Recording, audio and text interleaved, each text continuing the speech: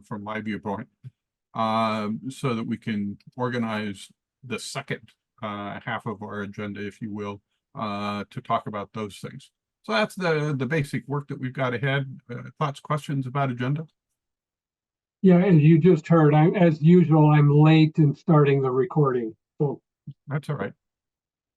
Well, and we'll just be recording during the whole group work. Yes. Is that right? Okay. Well, in that case, I think we'll get right into it. And what I'd like to do, we've got, let's see, 7, 8, 9. Is that right? And I assume Patrick is just sort of listening at this point. So we've got 3, 6, 9 active participants. So Mike, here, let's go back to 3 groups, if we would. And in your groups, what I'd like you to do is have each person, I will note we've got the Google Doc workbook if you want to refer to it. And, there's just a marker for this page on page 5 of that Google Doc workbook. Hopefully you've had a chance to access that. What I'd like you to do in your small groups in the triads is have each person do a short presentation discussion of what they've done, or the rough sketch that they've put together, or their thinking that they've done about the homework. I would suggest that each person take maybe 6, 7, 8 minutes to talk through their, how they put together their response to the homework, and then leave about 2 minutes, 2 or 3 minutes at the end of each person's to get some peer coaching or questions that came up or responses from the others in your triad. Then go to the next person and the next person. And then after all 3 of you have had a chance to talk through your homework, take just 3, 4, 5 minutes at the end, depending on what you've got available for yourself to, talk about, well, what did you notice, key insights or outstanding questions that you want to bring to the whole group, for a total of about 35 minutes in small group. Does any questions about what I'm asking you to do there? Kyle, do you want note taking in the Google Doc? No, I wasn't setting it up for that, because I think, quite likely people are going to be sharing stuff that they've written and stuff like that. It'll be too much to do that. So it's mostly just verbally go through, or if you want to do, I assume you can do screen share in the small groups too. If there's things you want to share on screen, that's fine, but not necessary.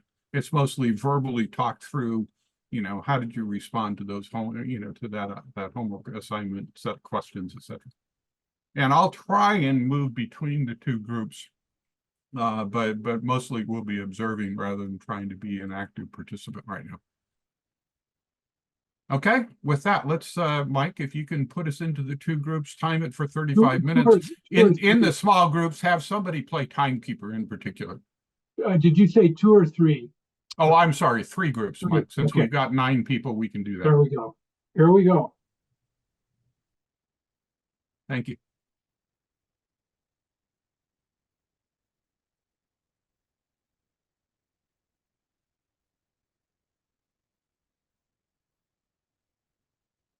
Okay, I guess I'll join Patrick's group since he's not really there.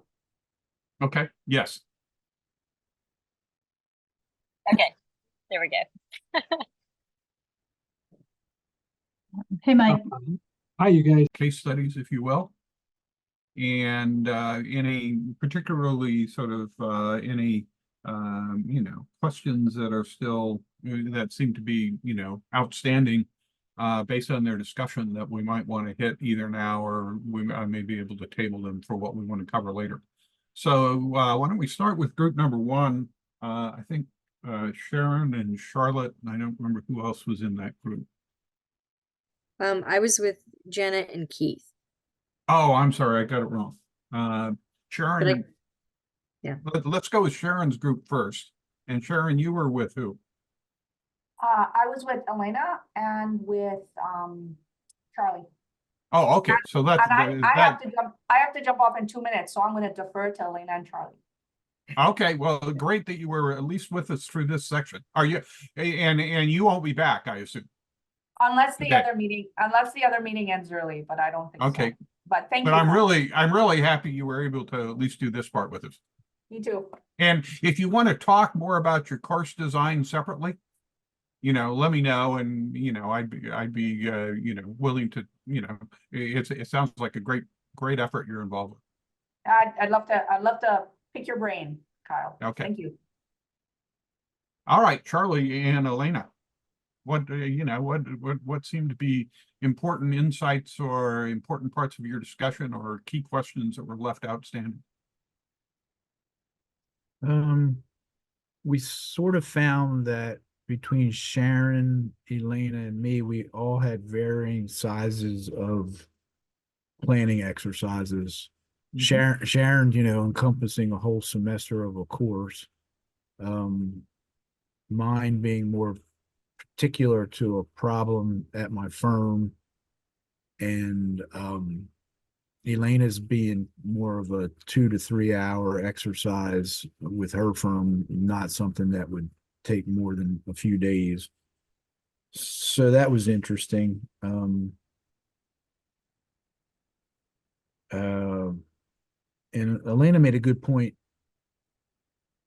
which I know we're all aware of it, just establishing what the purpose of the session is from the very beginning.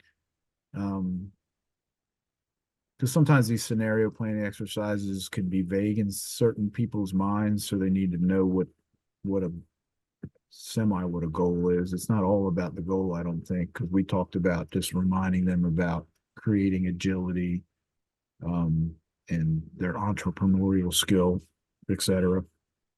Do you want to add anything, Elena? Yeah, I think one thing that I am concerned about is that people get hung up on whether or not they believe that the scenario is possible, instead of kind of suspending whether the probability and thinking about like, okay, let's say this is true, now what? And so I think what I want to be very careful about in my exercise is setting it up really well at the beginning so that people can feel free to kind of just delve right into the scenarios. Okay, let me respond to both of the a little bit from what I heard there, and then others can as well jump in. A couple of things. One, I think that then what your discovery is that is exactly right. We talked about it last time. You can use scenario planning in a very concise short version, or you can use it in a very extended exploration and generative process like Sharon has in mind in terms of the full course. That's really depends on your objectives. The shorter versions are going to have objectives that are much more specific. So it's like, oh, well, we just want to have an experience with a group of people to help them, be more agile about thinking about the future and sort of unfreeze them from established mindsets or what you might call, or often call in strategic planning, the official future.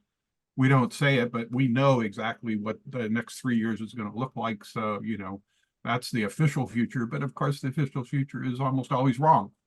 And so we want people, so you can, depending on your objectives, you can do long or short from that perspective. I will, and so I think related to that idea of that you emphasize of clarity with regard to what your purpose and what your objective is significant. That it can be to, can be to help create a strategic plan. So it's an input to a strategic planning process. It can be used to evaluate a strategic plan that you've already got. It can be used to evaluate a key question that the firm is facing, whether that's an acquisition or a major investment or a new market it wants to enter. Or it can be used as noted, just to build the strategic thinking capacity of the people that you're doing it with, so that you're more able to notice things in the world and you have more of a view of the outside and are less inclined to just live within the blinders that you have. Any of those purposes is absolutely legitimate, fits within what we try and do with scenario planning. Now, I will note, Elena, in terms of helping people suspend belief, I think that's one of the things that surprise exercise that we do helps in terms of having people, think about how we were surprised in the last 10 years. Oh, we can't predict. And related to that, if you can pull up and sort of show them some of those great historical examples of people who were charged with having great strategies, having been totally wrong. The Pearl Harbor example, or the Thomas Watson, there's going to be 4 computers, or any of those sort of accompanying your surprise, and then trying with the group to set the ground rule right at the start that we are going to suspend disbelief in terms of, we're not here to critique the scenario, whether it's believable or not. We're here to just, use it to imagine what we would be doing. So having that clear ground rule about suspending disbelief can help. Comments or thoughts from the people in the other 2 groups? Yeah, I'm in our group, but I would also just say, Elena, that however you put the goals or identify the scenarios in written language, that it be clear. Because when I was explaining to you, I had trouble with 2 of the people in my group, and it was that they didn't really understand the written language. And when I look back on it, I could have written it more clear. Okay, let's hear from group the next group, or which Charlotte, maybe come to your group. Sure. I think the common thread for all of us was that in different variations, we are interested in using scenario planning with a new group to sort of vet, or I think, Kyle, you'd use the word just like to see how robust a strategic plan that's already been developed is. So I think slightly different scenarios for each of us, but I don't know, putting it simplistically, I think that's what we're all trying to accomplish. And so that was interesting that we're in similar spots like that.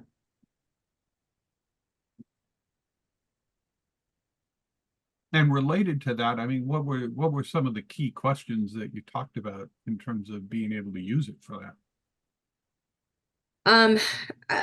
With the setup, so either trying to encourage folks who have possibly had a bad experience with scenario planning before, that like, let's engage and use this tool, or how to introduce this as a tool or a concept to folks who have not been introduced to it before, and how do you do that somewhat expeditiously, so you're not asking for too much time and energy before you even get started. So it's that prep, kind of getting people primed, and then the setup and the process. Yeah. So we talked about the steps for the session, just kind of thinking that through in order to bring people along on that journey, to make it as, free thinking and open, and allowing people that space to contribute more than just, being told like, hey, this is the objective. We want to get some outcomes. We want some actions, like trying to just help build mindset and thinking capability. Okay. Anything that the other, I think it was Jan and Keith, you were in that group, anything you would add? That was good. I actually have some specific questions. I remember I called in the beginning, I wrote down some questions. I don't know if that's appropriate to ask here, or if you want me to ask them later. Well, let me respond to our Janet, did you have, and then we can come back. Janet, do you have anything to add to Charlotte?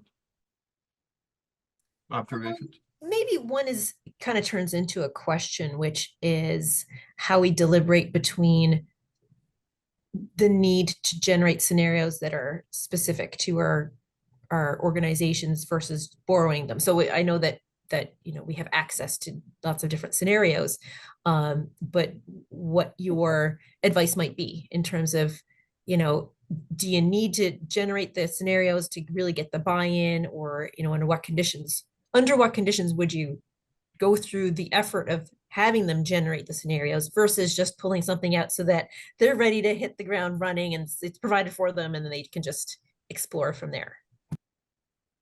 Okay, so let me make some observations, in terms of what Charlotte said first, and Jana, this question, then maybe come back to Keith, some of the questions that you were thinking about.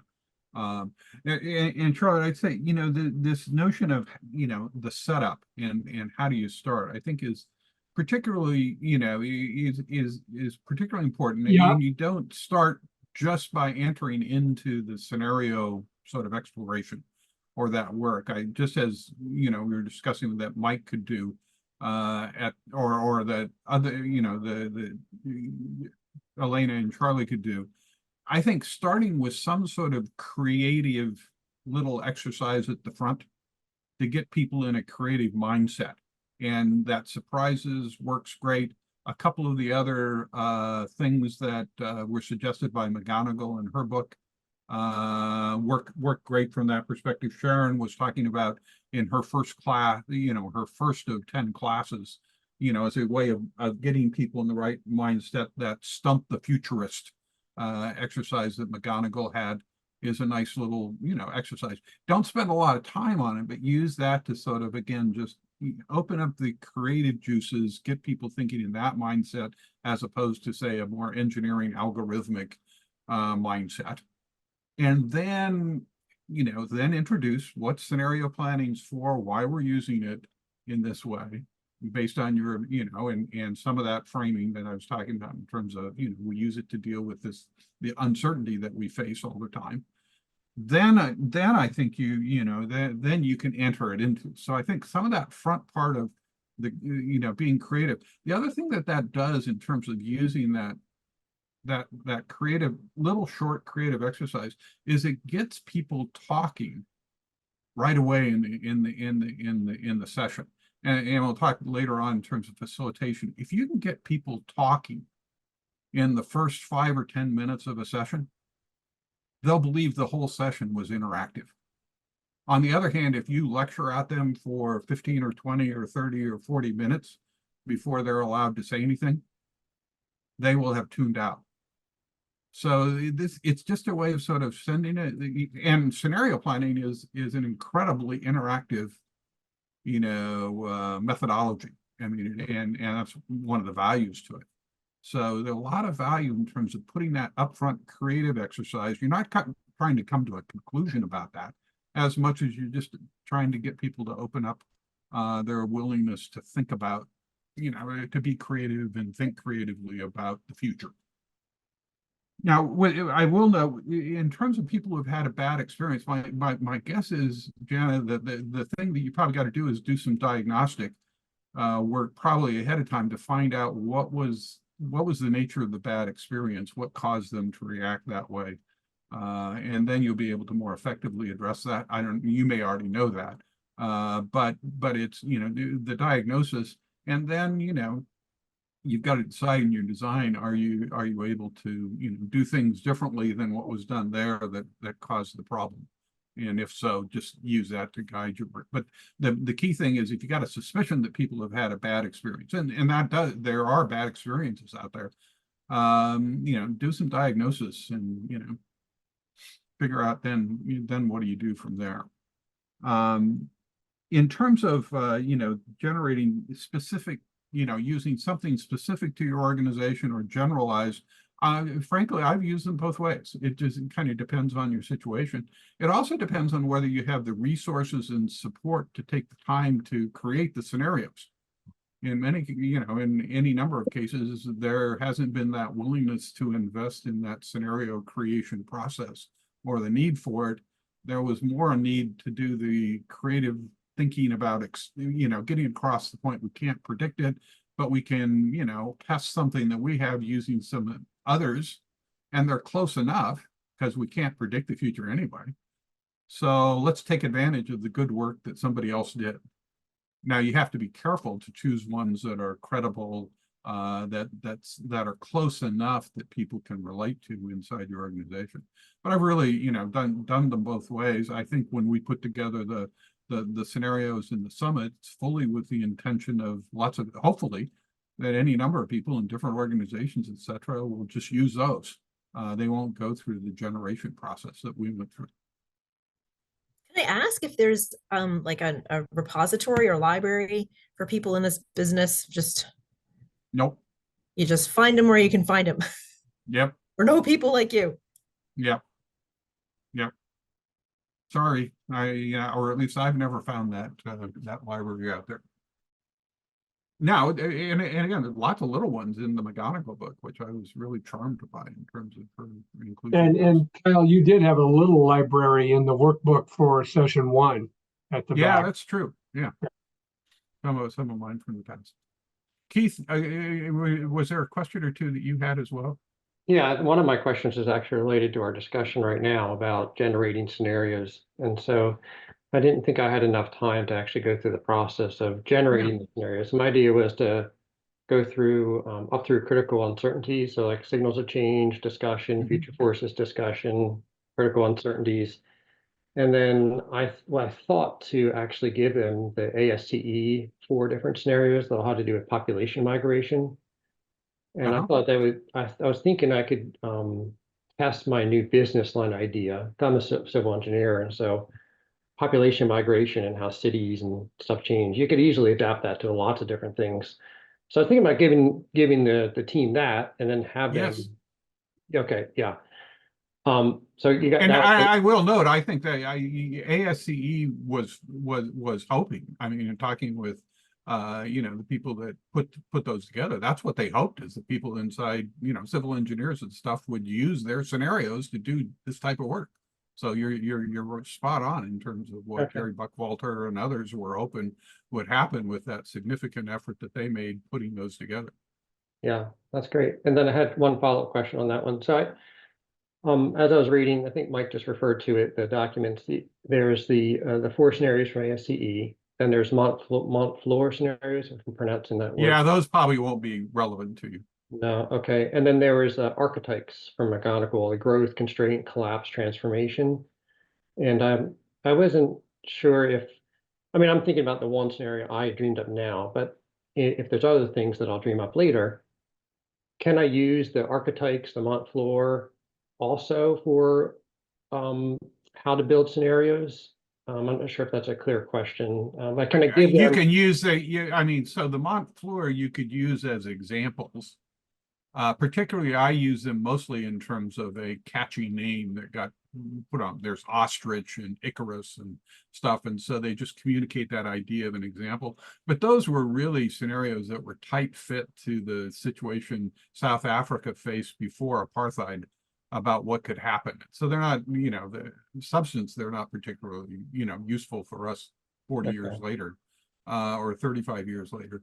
But they're learning in terms of how you can the process, and the title and stuff is significant. The archetypes from McGonagall are just tools to think about how you would, different options for creating a scenario. Is a scenario about how something could grow rapidly, or is it about a conflict between China and the US? Sort of winners, losers type of thing. So to make sure that the scenarios were separated enough, because they have to be different enough. Yeah. Okay. Yeah. So that's if you were creating the scenarios. Yeah. Again, so that's, yeah. Okay, that's helpful. I have a couple other questions written down that I'll send. We may get to them later. Yeah. Or you can send them to me. All right. So let's go to the third group. And what did you talk about in observations or questions that came up for you? I think that was what, Trish, Mike, and Lauren? Yeah, I think we all were struggling with how to have enough time for what we were trying to achieve. Although I've gotten some great ideas from here. So, and also struggling with kind of what I think Elena was talking about, people who come in with preconceived ideas and maybe aren't open to suspending disbelief about a subject that maybe they feel they know a lot about. Okay. Mike or Tricia, anything else from your perspective about things we talked about? To build on the second point Lauren made, I think it was Trish really who was dealing with some strategic planning consultants who had different ideas on how you should go about planning for the future.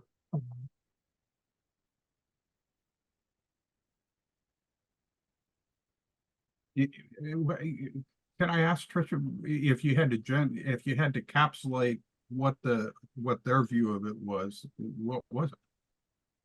Well, I think it was just like, we have a strategic planning consultant who kind of has his, and we have our way of doing, we've been doing this, it's, Right. we, at our company, we, have like a year-long ongoing, strategic planning process. And so there's interest in doing something different. And certainly there's a desire to get more strategic, big picture thinking. And I thought this would be a way that we could, like you said, use it as a train our brains to think more strategically. But then when we start getting into the details of, okay, what does that look like? And how does it impact our process? The people leading that effort, our chief strategy officer and our consultant are kind of struggling because they still want to do their things they've always Their process. done. Yeah. And so it's like, well, we can interject it, but I was kind of proposing changing it a little bit, so anyway, that's kind of the deal is like, it may get a few hours here or there and it, may get to, talk about a few things. So it's a surprise exercise and, and doing some of the pre-read and stuff like that, I think could be helpful, but maybe not as impactful as I had hoped if we wouldn't have been able to like really do a scenario planning type exercise as part of the beginning of this new strategic planning effort. Yeah, so the notion of applying scenario planning within the context of strategic planning is certainly one of my favorite things to try and build into a strategic planning process. But I think if the more general point I would make is there's sort of a phrase: if you always do what you've always done, you'll always get what you always got. Yeah. And so if you've been using the same strategic planning process multiple times, there may be a tendency to be overlooking things, or people are into a routine which doesn't allow you to notice things that are important, or to have certain types of conversations that might be important, or to involve certain people in different ways that you have in the past. Not to say that the thing that you've been doing didn't work for you. It's just that by trying something new, you can get some more creative thinking going, and maybe have some insights that you wouldn't have had before. So I think that, by trying to append some scenario planning to incorporate it into an established process in an appropriate way, I think it just opens the door for a little bit more creative thinking, and a little bit more agility that I think you can build than just replicating that same, process that has worked for you in the past. Not absolute, but you can get sort of trapped into that routine. I think that is one of the reasons some firms choose to, go to different strategic planning facilitators, over time, as they want sort of a fresh approach. Not that they're dissatisfied about the previous one, is they're just looking for, to learn and think together in a different way. Yeah. So. Yeah. Okay. Okay. So the notion again of having enough time, and when talking more, a little bit later, you can go from, as I say, an hour or 30 minutes. If you do a little quick, the surprises can be, just the surprises can be a nice 30-minute exercise, and make the point about that we're living in a VUCA world and we shouldn't kid ourselves about being able to predict the future. Oh, well, maybe I need to be thinking differently as a leader to, that Sharon's doing a 10-session, 20-hour class over 10 weeks, with extensive, work in between, to Royal Dutch Shell spending, when they were in their classic scenario planning mode, they would spend a full year creating a new set of scenarios with an investment of hundreds of thousands, if not of millions of dollars. They'd hire new people just to lead that process to bring fresh thinking in. So it's pretty, it's a pretty flexible process in terms of what you want to do with it. I think the key point is that you want, whatever you're doing, you're trying to get people to recognize that you can't predict the future, but you can prepare for it. And that you can engage in a creative thinking process together to do that. Okay, why don't we let me talk a little bit about, again, some alternate approaches. And here, maybe I'll take advantage of a piece of work that Mike and I were just working on prior to, we're getting ready to, we've published the scenarios. There is this notion, how do we let other people use them? And so I've been similar to that Train the Facilitators guide that I shared with you. I was doing another version that is a little bit, how people could use it if they want to just use it inside their organization or whatever. Now, principally, this is using the 3 scenarios that the Change Lab generated. And so we haven't shared this document yet. It's not quite done, but when it's done, we can share it with all of you as well as others. But let me do a, hold on a second. Let me get this set up for a screen share.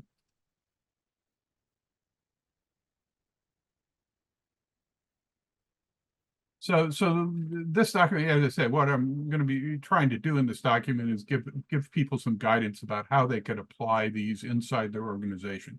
If they haven't gone through the training you've gone through, if they just want to use the scenarios, if you will. And so the first part of this document kind of is a script about, an agenda setting about how to do that. I don't want to go through that with you because it's similar to what we went through last session. For all of you, but here's some different options for using our scenarios. And mostly with these options, what you're getting is a different set of prompts or questions that you're having people think about. So so here, option 1 is an application in support of strategic planning. So it would be upfront prior to generating goals and plans. You want to do scenario planning. But you don't want to generate the scenarios and do steep analysis and all that other stuff. You just want to use the three scenarios that ECL created, or we could say you could use the 4 scenarios from ASCE's set or whatever. Then you would first have people explore in small groups what the scenarios look like, and you can kind of see in the prompts. The main thing, how might conditions described in this future scenario impact your organization? How has the environment changed? What strategies would be good? What would be problematic? So you're really focused on the strategy question, first doing it for individual scenarios, and then you bring people back, and after they've heard about individual scenarios, then you do the same process we did in the second half of our session, where you look, oh, well, what did we hear? Were there strategies that seemed to work across all 3 scenarios, et cetera, et cetera. And so those are the prompts about how do you use it if you're, and at the end of that, you're beginning to suggest possible strategies or things that we shouldn't do as we actually generate our strategic plan. So you're using this upfront just to generate some possibilities with regard to strategies. This isn't your strategic plan, but it's allowed you to think differently about what your strategy might be using these 3 futures. So that might be an option if you were doing a strategic plan at the front. So that's helping to generate strategy. On the other hand, if you were just evaluating a strategic plan at the end of the process, then you could take these 3 scenarios, and basically for each of the scenarios in small group, what is the likelihood of success for your strategy if this was the future we were going to face? What elements or aspects of the strategy work particularly well in this scenario? Which elements would be problematic or carry great risk? What could be changed about our strategy to improve its likelihood of success if this was the future? Or what other strategic opportunities or vulnerabilities are, revealed? And you can do that for each of the three scenarios, and then you can, based on those reports, you can analyze, across them and come to that question, well, how robust is our strategy? Well, it seems to me it's not very robust. It's mostly tight fit to a economy that's going to continue to grow at 3% a year with huge investments to infrastructure, and everything's rosy. And so we've designed our strategy to be that future. But in fact, something like COVID could come along, or a major conflict between China and the U.S. could come along and totally upend our strategy. And so maybe it's not so robust. So that's kind of how you might think about it. Yeah, Keith, you had a question there. Yeah. So for the evaluating the strategic plan, that's one thing I wanted to do with ours that we just finished. And so just to flesh this out, I would take the ASCE 4 scenarios, and I would say, okay, hey, you business line, you just finished your strat plan. Think through those 4 scenarios and each one of these questions you have written down on the screen under each of those 4 scenarios. I'm trying to. Well, depending on how many people would be in that, would you want to involve from the business unit? I think the first thing I would do is just publish it on our Facebook site, like, hey, all of you, or like our internal page for all strat plan participants. There's like 100 of us. But then I wanted to do it in my business unit, particularly, which is only like 10 of us. So if I were you in that situation, I might not try and use all 4 of the ASCE scenarios. I might pick 1 or 2 of them. Okay. And then instead of having multiple small groups or whatever, you might say, okay, so working in whole group now with those 10 people or whatever, you could say, well, let's take a look at I don't remember what the names of them were, but the first scenario. And it's really, given if that's the future, then you could go through those prompts that I've got listed in the small group analysis. Yeah. And then you could say, okay, but let's take a second one just so we don't lock into things. Do the same set of prompts for the second one. And then you could have the 10 people look at the prompts in the exploration across scenarios. Okay, so looking at those 2 futures, plus what we thought prior in terms of coming into this, how robust do we think our strategy really is? And are there things that we should consider changing, or are there things we better really be paying attention to? Because if it went one way or the other, that really suggests that we might want to shift our strategy. That's good. That's really helpful. You see how you could use it? Yeah, that's excellent. Did you say you were going to send this out to us, or do we already have it? Yeah, this is not the final version, but as soon as it's final, Mike and I will send it out. We'll also be making it available in another form on the website for other people to use. I just finished this up yesterday, So now, on the other hand, and maybe Charlie, this is closer to your use. You could use them to just simply evaluate an upcoming decision, a major investment or an acquisition, an office expansion, or something like that. And so then you could again, have small group analysis to take a look at one or more of those scenarios. And, ask the question, how does our decision look when framed within the context of that future? If we really decided that, what's the likely result? What would work well? What would be problematic? What vulnerabilities or risks are revealed that maybe we haven't thought about? If this scenario is the future we're going to experience, what should we be doing or learning about now that might better inform ourselves before we make the decision? What haven't we considered in our current thinking that now comes to mind? Does that make sense, Charlie? I don't see Charlie on it. Yeah, he's there. Yeah. Charlie, I don't know if that gets at what the use that you were intending. Yeah, I think it does. It actually gives me a different way of approaching my problem by providing a scenario of what our board of directors responsibilities and makeup would look like in 10 years, and just maybe provide some scenarios. So Okay, so you're using the scenarios and then doing this analysis in terms of saying, if we did our board this way, what does that look, if we made that decision to go to a board that looks like this or functions in this way, or, has ownership, in this way, then you could, what would it look like if it was in this future? Or this future, the noble purpose staffing future, or what would it look like in the other one? Yeah, So I mean, then- for me, I felt like it was important for our GMB team to develop what those 2 or 3 scenarios would look like. Okay, so then it would be Yeah. creating the scenarios that you use for Yeah, it. So that's a yeah. longer effort, but that's Yeah. great. Yeah. If you can take the time to create them, that'll be a really, valuable, I think, learning process for everyone. Yeah. Okay, so option 4 is an application if you just want to promote strategic agility and learning.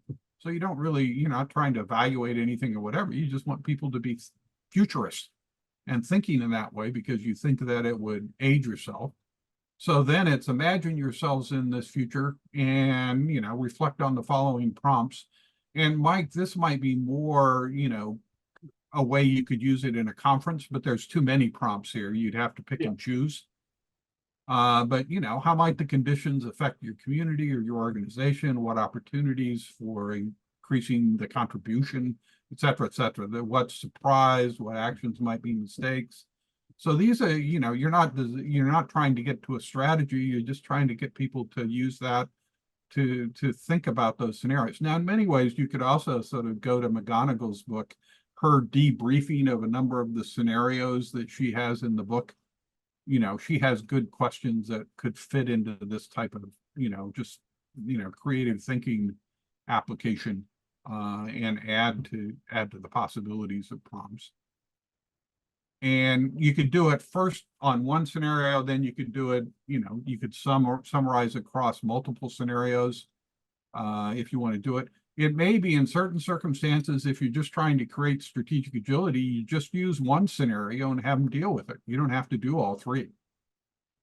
Just get people to think creatively about the one part because it's different than the official future sort of that they have in the back of their minds about where they think the future is going now. And then the last one is I called sort of a quick exploration. And this is, one or you could use it with one or more scenarios. And this would be sort of the version, again, that I might suggest if you only got an hour to do it, start by having, one, you're going to have people read the scenario. That takes a few minutes. And then they could start with some, small group analysis, but it's a very limited set of prompts. And then you could move to a whole group discussion after you get a quick report from each of the groups. And, prompts could be things like what should your leadership team do now, given that you can't predict the future, only prepare for the future that will unfold. It's not about a particular scenario, but just, how should what should happen with your leadership team in terms of, we really need to be paying more attention to X, Y, Z, or we need to talk more about this sort of stuff, or we can't get sort of, deep into the weeds on stuff. We need to be less tactical or something. Or what are the most significant insights? So this is more of a general sense that you can use. So these were just sort of 5 different approaches.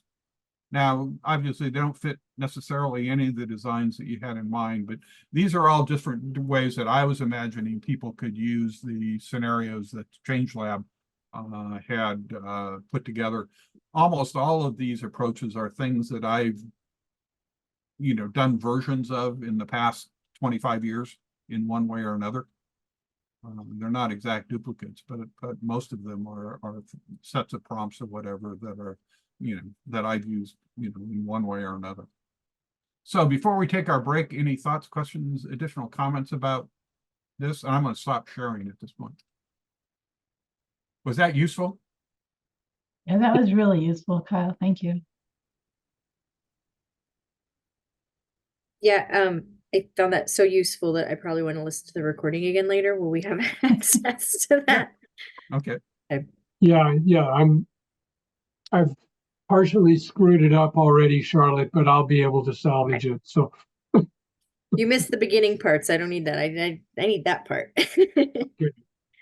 Yeah. and this document will be available very shortly. The one that Kyle was just sharing. Yeah.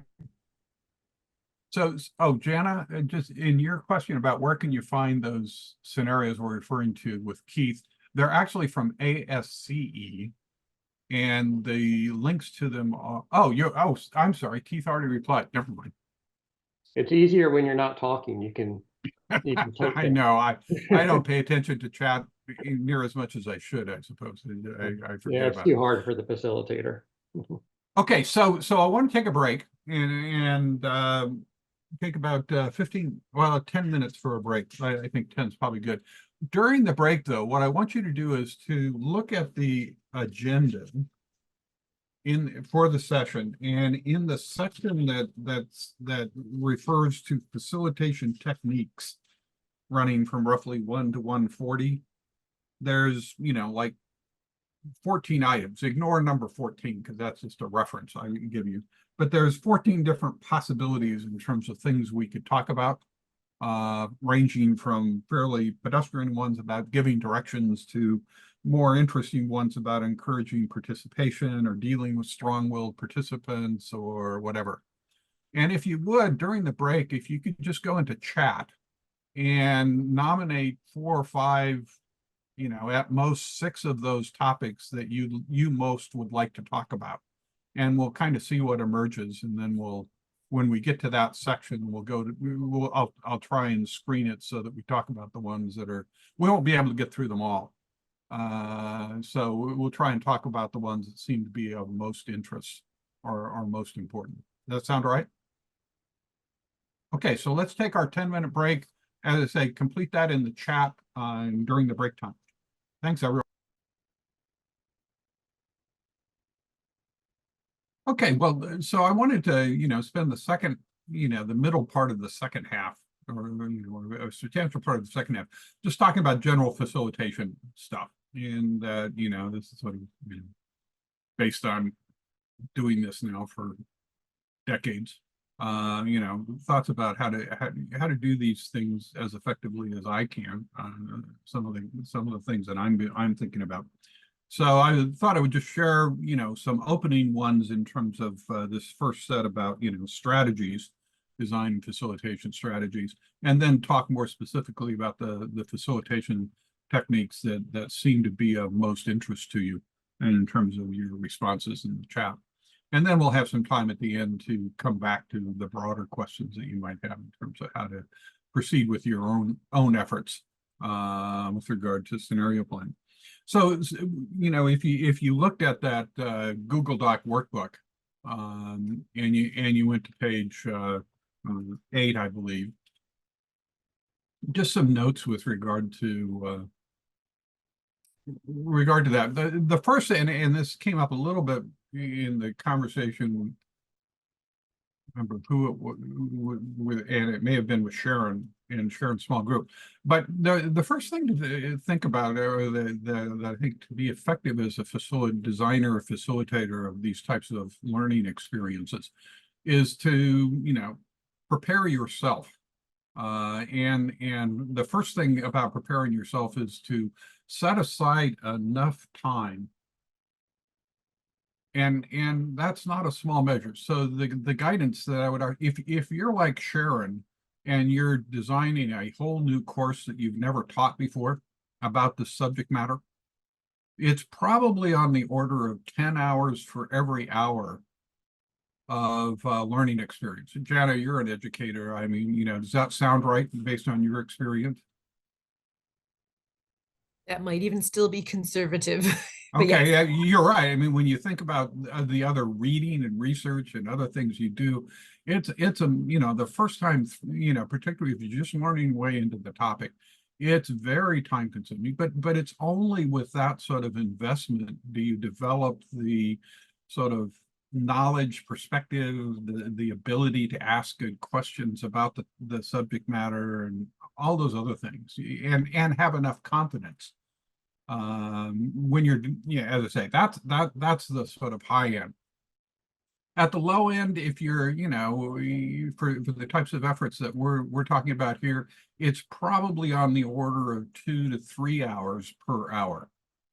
I found that even for anything that I do, even if it's repetitive, it's still going to take me an hour or two to prepare for every hour or two that I facilitate.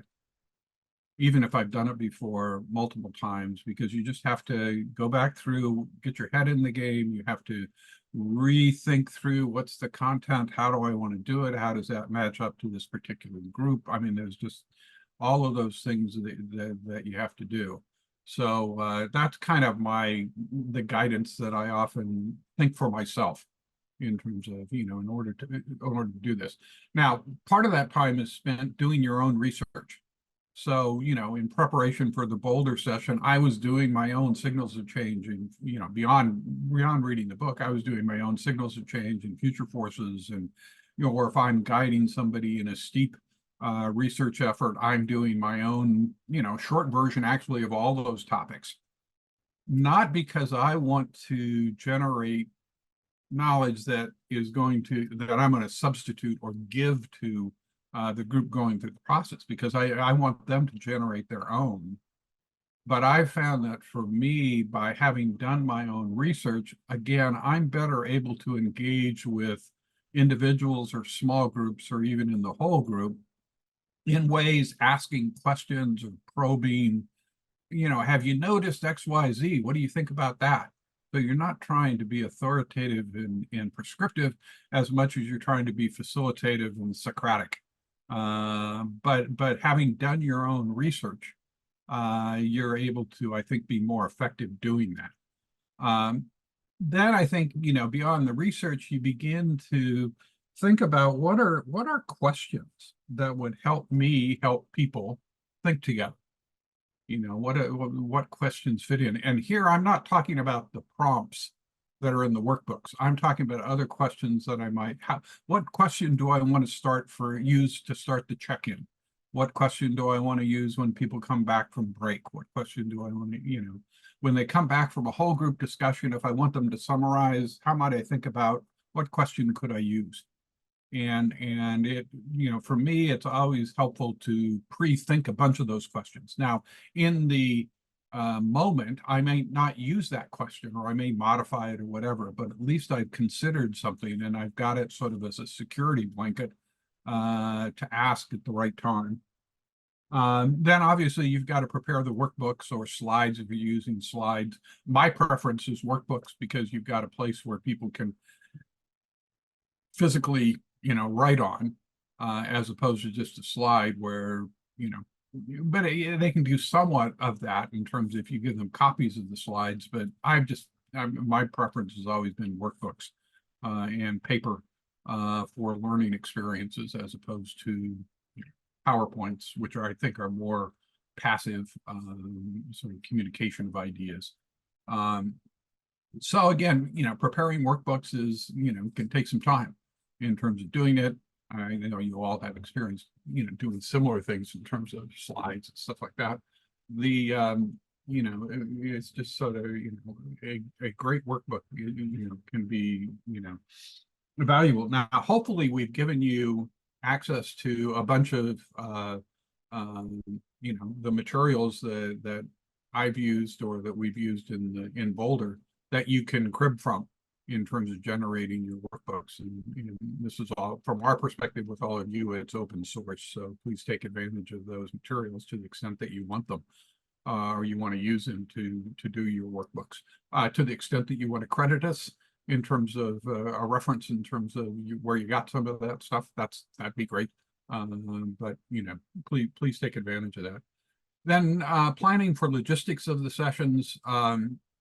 There it's a matter of thinking through what if you're getting people together physically, try and have a space that allows people to gather together in a variety of different small groups, pairs, triads, small groups, move around the room a little bit, doing this sort of creative thinking, learning together in a conference room that's too tight, where there's no ability to really move, and you've got 15 people, sort of shoulder to shoulder, around a conference table is creating a burden on your learning experience that's hard to overcome. You can overcome it, but it's just, raising the bar where you don't need to. So my counsel, like on room, is more room is always better, more space is always better. And thinking about, do we have the ability with chairs like we did in Boulder for people to rearrange themselves and things like that. Obviously, if you're going to be using small groups, if you've got the ability to set up small group tables and stuff like that so people can work there, that's great. But you can work that whether it's a circle of chairs or even around a conference table or a U-shaped table, you can get people, scattered out to do small groups. But think through those logistics beforehand. If you don't know all the people, or if they don't know each other, definitely, make sure that you're using name tags and name tents, so that one of the ways that I think I've found that helps to facilitate sort of engagement with people is by using their name. And if you don't know them, trying to memorize names at the start of a session in process is very difficult. So having the name tents, and with the name tents and name tags, making sure the font is big enough that you can actually see it. Too often there's name tags and name tents, but the font's so small that unless you get all the way up there, just small logistical stuff like that. Yeah, so that's sort of the preparations side of things. Any thoughts or questions about, that set of things about preparing, or additional thoughts that you might have? How's it work on Zoom or Teams, something like that? And a lot of that was thinking about in-person session. If we're just going to do like a 2-hour. I think, the Zoom raises the burden, or raises the bar with regard to doing learning experiences. But if you, can, you still want to do small group stuff. So you've got to be able to get, fortunately, Mike, he does the assist with regard to getting people in the small group and back. And managing the principal sort of, difficulty that I think, doing Zoom or this type of form versus having people in person, I think it mostly shows up when you're trying to do whole group discussion. I've never found that it's as rich as being in person, just because as a facilitator, I can't really see everybody and what's going on, and you got chat going on. It's just not going to be as rich. And so I don't find that the sort of whole group discussions take as long in the, or are as rich. You'll ask questions and there may not be a response, and it's more the Zoom than people's engagement. Yeah, that's good. So I'm thinking maybe the application there for me is, for the first time I'm doing it, I want to test it on my own people. So, and if I'm going to do it that way, I might want to limit my participants to people I can bring together, rather than I think that's a great strategy. Yeah, okay. I would encourage that. I think it'll be much easier the first time if you got people all in a room. Okay. And the thing, and up front, if you're doing it for the first time with a group of people like that, to make it safe for yourself, make sure people know you're just you're learning this as well. In situational leadership, I'm an enthusiastic learner, D1 sort of, so help me learn this, some of their role is to help you learn as well in terms of how to facilitate it. A little bit of disclosure that can be important. So the second thing there in terms of the design facilitation is, all the design stuff we went through last time, but particularly you're going to need to decide what are the prompts that you want in the workbook based on your purposes. So, and again, we just saw, all of the different possibilities, not all, a number of different possibilities in that piece that I went through with you before the break, but you need to decide which are the prompts that will be most generative in terms of getting people to think and respond, and based on your objective. Room setup, we already just talked about that. I think, again, you know, particularly the thing there is how many participants that you have. If you've got 40 or 50 participants, which, you know, is I think quite you know, easy to do. We had, you know, 35 or so in Boulder. You just have to manage small groups a lot and have the logistics to do that. If you've got just 8 or 10 people, then you can do it in a much smaller setting, and it'll be easier to set up. Working, you know, one of the things that you could consider, particularly if you're doing it for the first time, and if you've got a partner that could play this role, is to work as a facilitation team. I think if you're not deeply skilled in facilitation, having 2 people facilitating often is a real comfort and can be quite effective in that they can support each other. But if you are going to do it as a team, you have to really think through what are, you know, who's doing what, have real clarity about who's doing each of the pieces in the, you know, in the process, and what are the handoffs, so that you have a sense that the participants would have a sense that there's a sort of smooth flow to that work. And, you know, your role is not only to deliver your part, but also to support your partner's efforts. And that can take the form of recording, you know, you recording on the flip chart while they are engaged in discussion with with the group. It can take the form of timekeeping, so that you can help, you know, the person engaged with the group realize that you know, they've got 2 minutes left before you were planning on shifting. Certainly paying attention and providing feedback. You know, the partner can notice stuff because they're looking around the room. You're staying engaged. You're not off having coffee and the cookie in the back of the room taking a break. You're still actively engaged as a partner. And then clarifying and participating in discussion. So you can still contribute. You're engaged, but you're just not leading during that period. And you know, overall, as a facilitation team, you know, you're working together to make sure that, you know, your participation objectives are met, that you've got people engaged, and, you know, both parties can be, you know, sort of watching out from that. So those are just some thoughts that I wanted to share with everyone about, you know, sort of the upfront stuff, or, you know, some thoughts about team. Again, any thoughts, questions about those?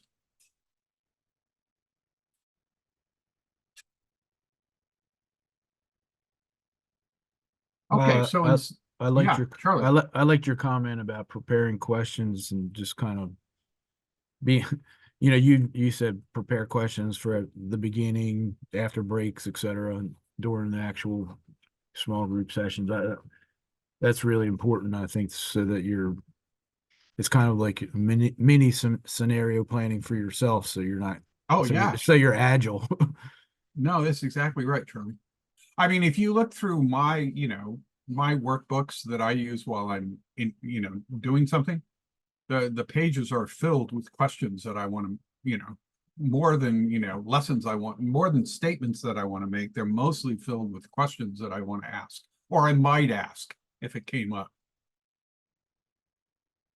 And, you know, off in the margin, or, you know, down at the bottom, or whatever. They're not in the workbook. They're part of my preparation process, is to go through and what question might I ask, you know, in each of those sections.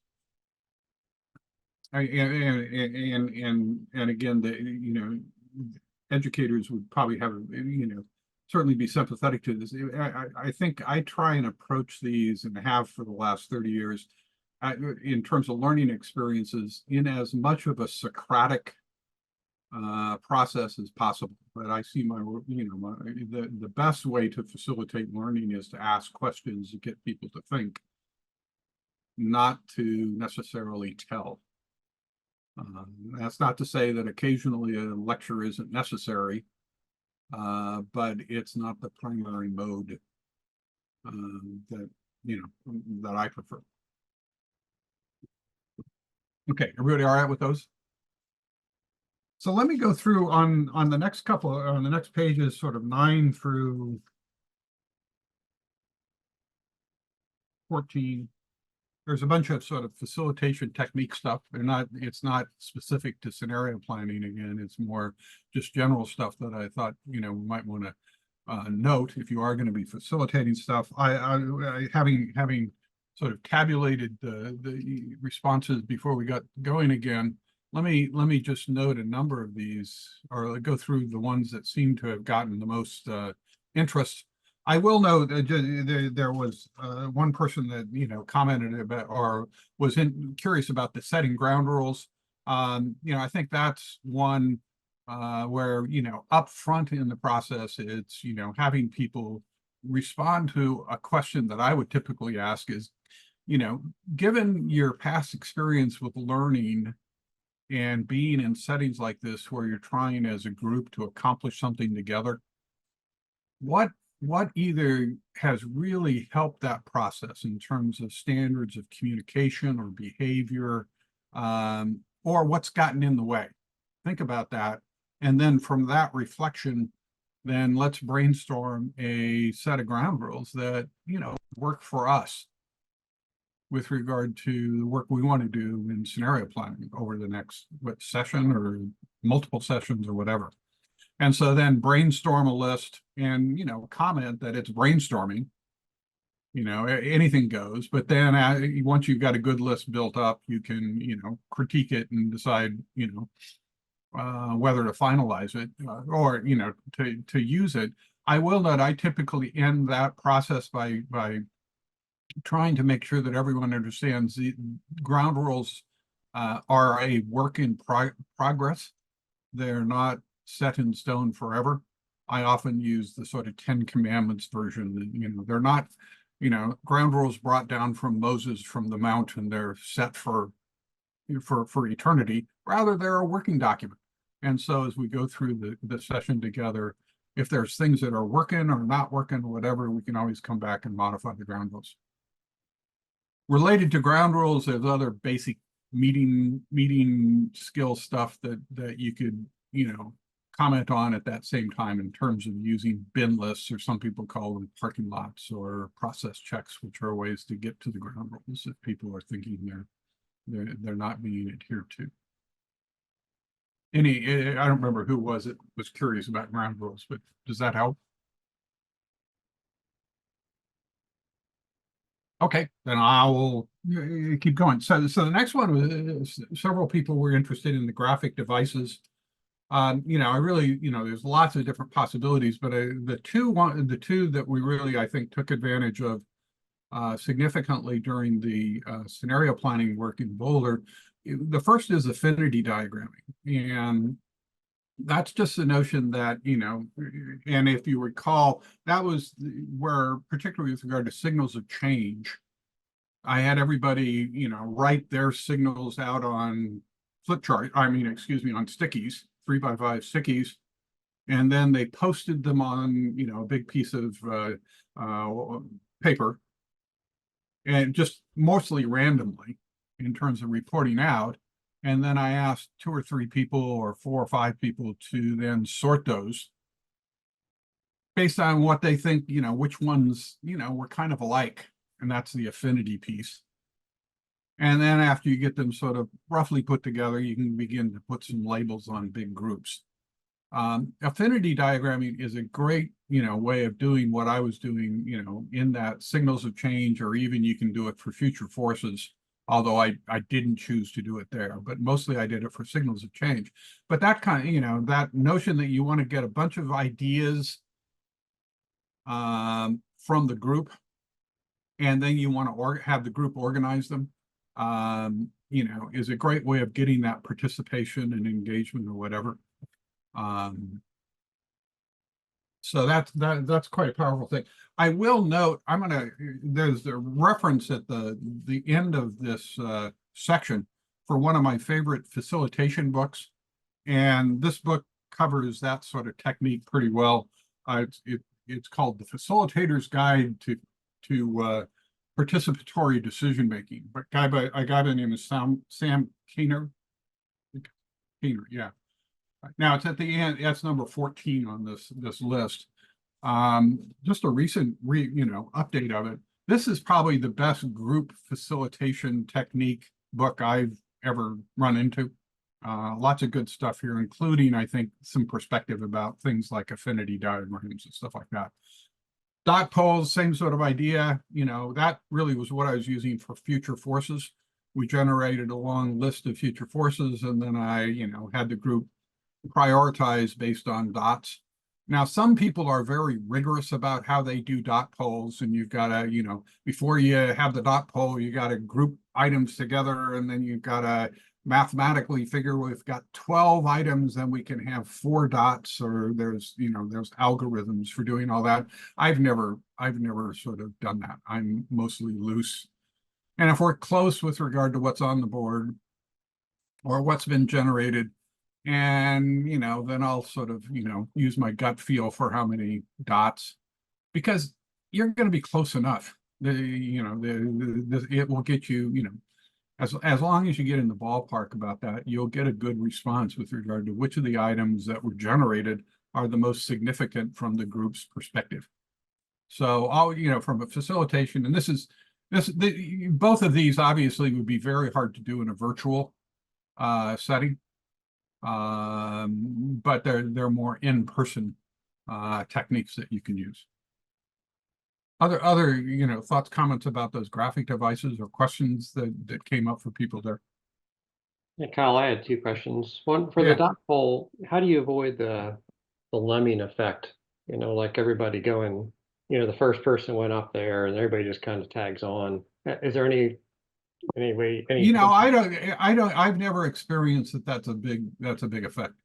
Okay. I've seldom seen that actually happen. Most people are fairly, there's always people that are early movers, and then there's always people that are late movers that are kind of watching. I'm not sure they're really waiting to be influenced by others, as more as they're just kind of people process at different speeds. Sometimes you can put them up, say, on a dot poll, and there's some people that'll decide right in the moment and have their dots up. There's other people got to think about it for a while. And I think it's more of that going on. These are not controversial enough choices that you're asking people to make that sort of effect, I think, would happen. I just haven't seen, even in most of the strategic planning work that I've done, where you use dot polls a lot, I've seldom seen, even with strong-willed executives in the room, I seen that people sort of wait to see what the CEO says first. Now, hopefully you've set up some ground rules at the start. If you think that might be the case, you can set up ground rules at the start of the session, to the extent that, everybody, at least in our exercise here, everyone should be perceived as equal, or there's no hierarchy in the room or something like that. That can help a little bit. Thanks. I had one more question, but I think somebody else was starting to talk. Someone else? Okay. On the there, you sent out a PDF file after the first session, and there's in the critical uncertainties part of it, you had a 2x2 matrix that you had described. And I can't remember if we did that in Boulder or not, but we didn't. Okay, so I couldn't that was one of the ones I was hoping to learn about. So, well, let me just comment on that quickly, and then we can come back to this. So the 2x2 matrix is a classic way of how you get from a long list of critical uncertainties to actually choosing scenarios.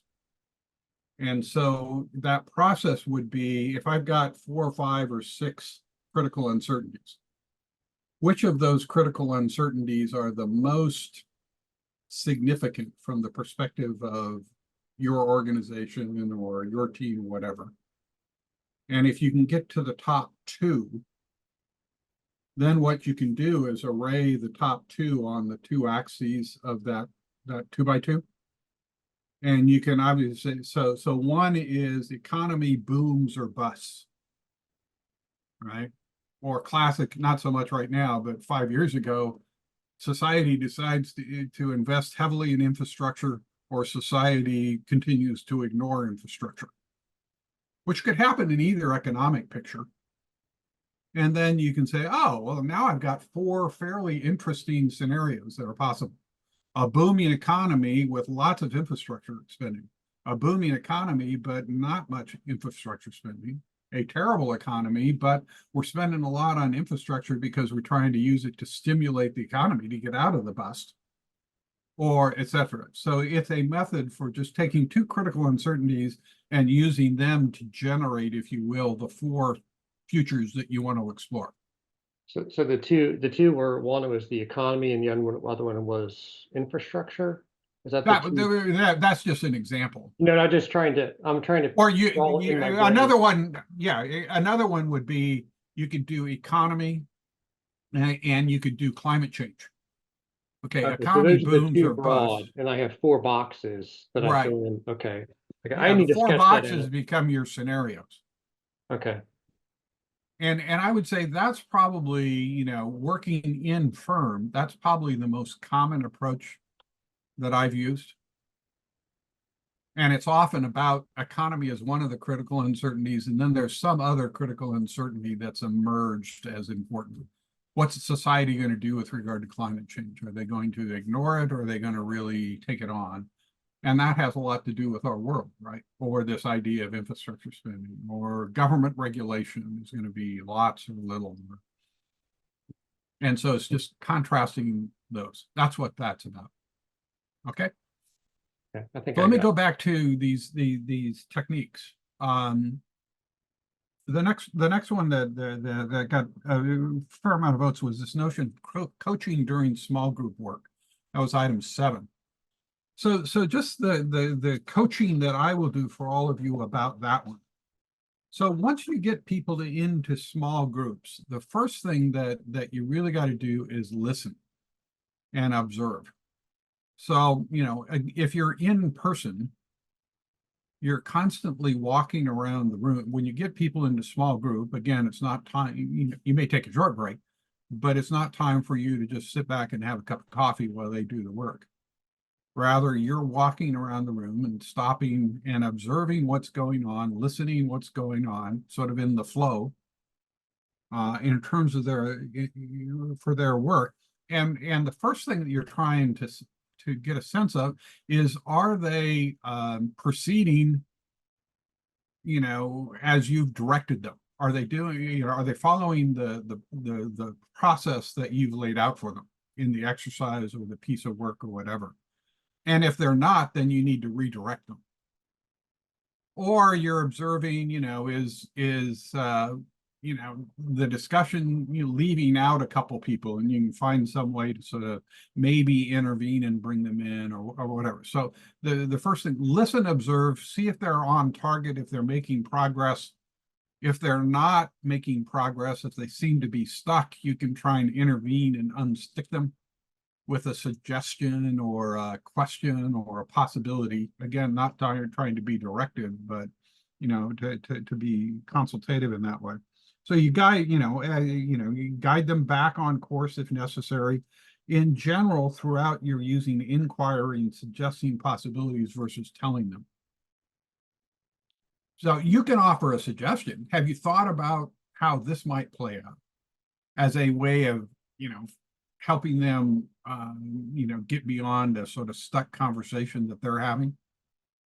But you don't want to say, oh, the answer is this. You better put this on your list. It's, have you thought about it? You know, have you considered? As you know, a great question that I use a lot in, you know, with small groups, I do it with whole groups as well, but with small groups in those sorts of setting is, it would go like this. Oh, I noticed you said something about climate change there. Can you tell me more about what you were thinking? And that can you tell me more becomes sort of a standard prompt that you can use all over the place. It's a standard Mandeville sort of thing, if you know Mandeville.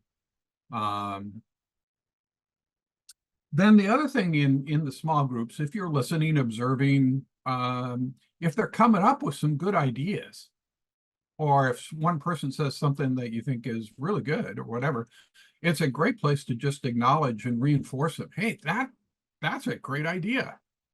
You no more of an intervention than that, but a little bit of acknowledgement, reinforcement, etc., can again, help people sort of, engage, feel confident, be willing to offer their ideas, etc. So those are some of the things, make sure that if during small group that you rotate through all the groups, so you're not staying with just one. And the temptation there is maybe they're some of your favorite people. And so you just want to stay at that table because you like those, and you can chat with them and stuff like that. You're really being disciplined about making sure that you're making the rounds. Now, this is harder to do it's harder to do with Zoom, but you saw it with me just now, going to each of your groups. The big thing, making the rounds around the 3 groups, and you're going to have a little bit of a time clock there that you don't want to get stuck and use the first 20 minutes and only have 5 minutes left to get to the other 2 groups. And which means you may have to, that you've got to move along even and not be able to sort of go as deep as you want to, where you particularly are interested with respect to something that small group is dealing with at that time. I had a co-facilitator, a person I really, she's great, but often when we talked together, she would get stuck in a small group that way because she was so engaged. And then she'd forget about the other groups. And, that's not your role at that time. So you can do it in Zoom, but it's more difficult. You just have to manage that. Other thoughts or perspectives about small group work like that, or coaching during small group that you've experienced, or questions about that?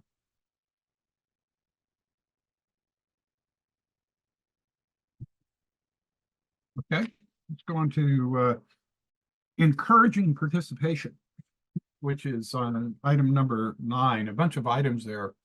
I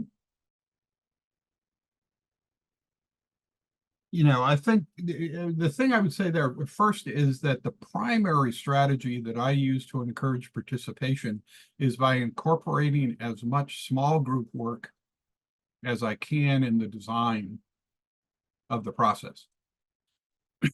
Because people can't, in whole group, people can hide out or strong-willed people can dominate much more easily. But if people are in small group,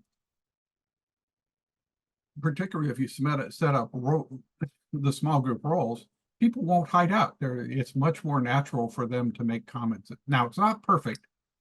There still may be introverts that don't say a lot even in small group, but that's the primary strategy that I use, or break into pairs or triads or small groups or whatever.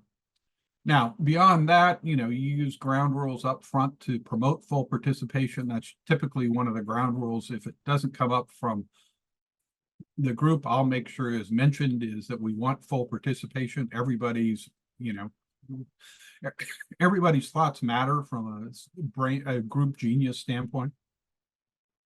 One of the ways you encourage, participation is in each of the pieces of work that you're doing, whether it's debriefing somebody or giving instructions or offering a little lecture or a lecturette or whatever, check for understanding.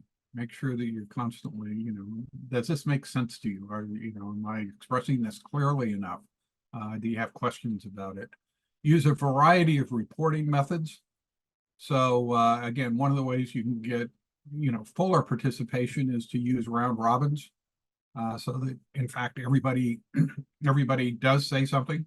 But sometimes you don't have enough time for that. So you can switch to a town hall. Now that won't be full participation, it'll just be a few, but if you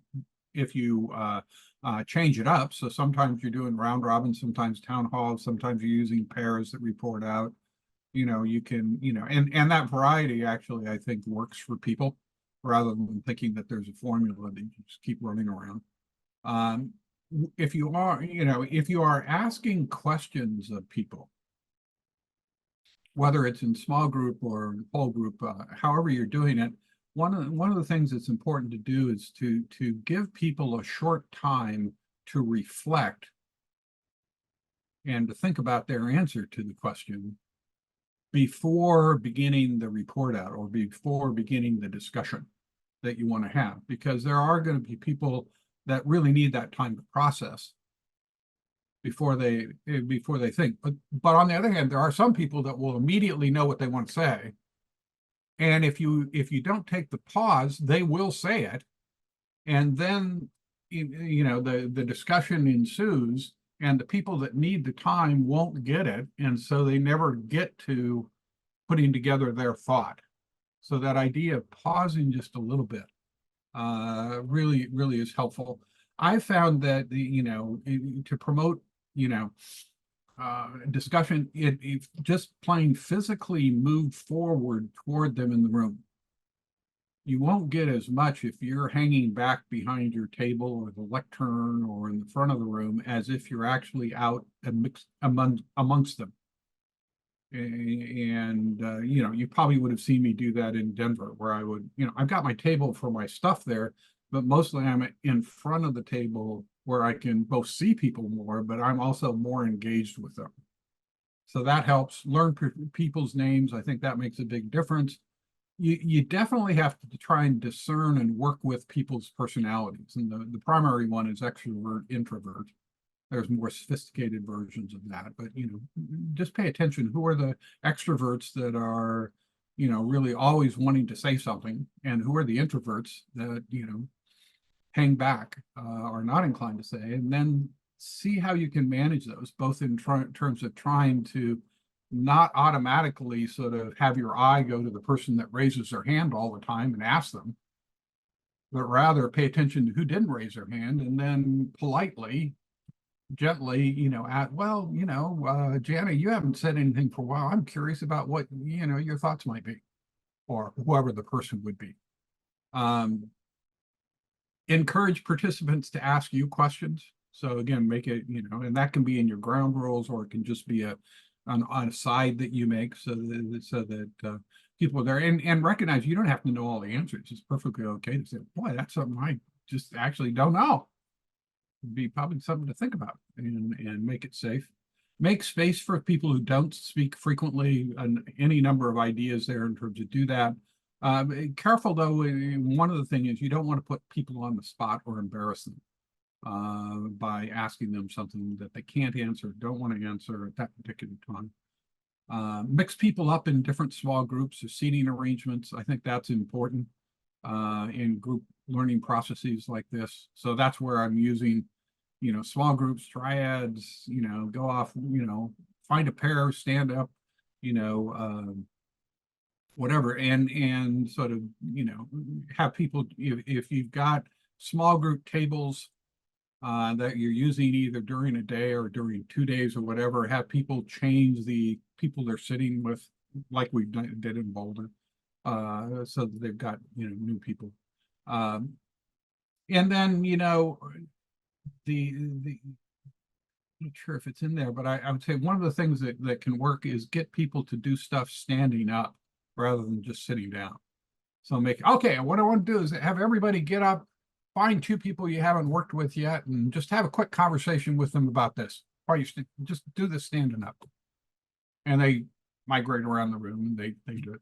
That's a real great participation device, and energizer to the room generally. And then the last one is to, help people, have places where you get people to engage in personal action planning. Oh, how could you personally do this? And you'll see that's typically particularly something that I do at the end of a session, in terms of, what could they do and what commitments might they make, etc.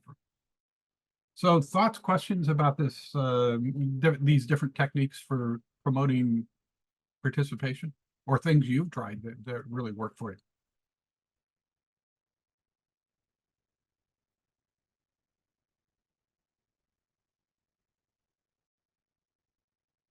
Okay, just a couple more of these. Effective Q&A techniques. I'm not going to go through all of these. It's quite a long list. The big one there, obviously, script the questions, and we've talked about that. It's hard to come up with questions on the fly in the moment. So that's, starts with having questions already there.